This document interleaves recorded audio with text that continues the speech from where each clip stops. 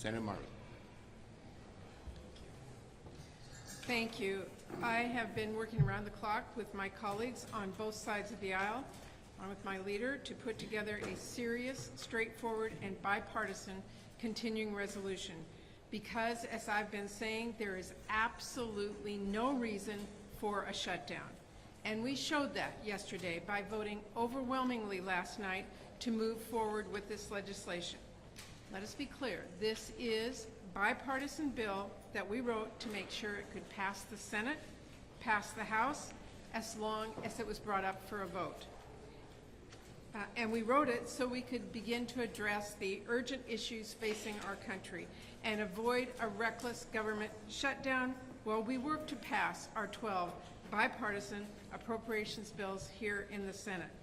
This package addresses major bipartisan priorities so Congress can continue support for disaster relief efforts and for our allies in Ukraine. It will prevent a pay cut for our heroic wildland firefighters. It will avoid chaos and furloughs for air traffic controllers and community health centers and more. This is a meticulously negotiated bipartisan bill that can be signed into law as soon as it's passed. And if any senator or extremists in the House wants to force a shutdown, make no mistake, working Americans will pay the price. And by the way, a shutdown will be far more costly than simply keeping the government open.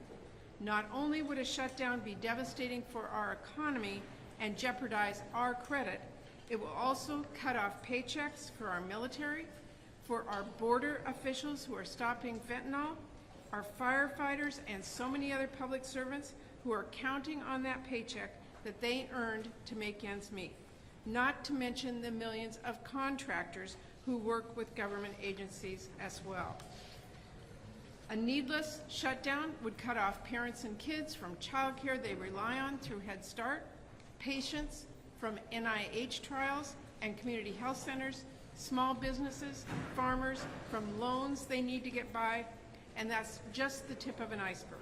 So let's be clear, the most expensive outcome here is a government shutdown.